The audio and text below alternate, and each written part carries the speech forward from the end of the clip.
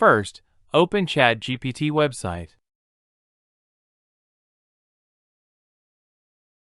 Write this prompt.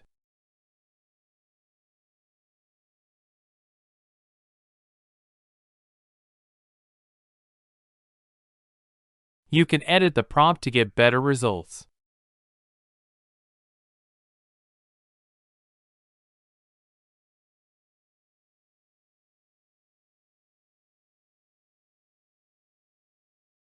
Run the prompt by clicking here.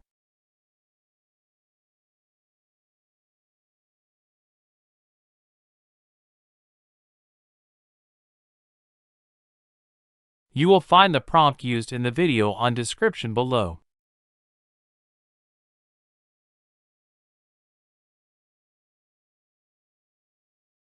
Thank you for watching, and don't forget to subscribe if you liked the video.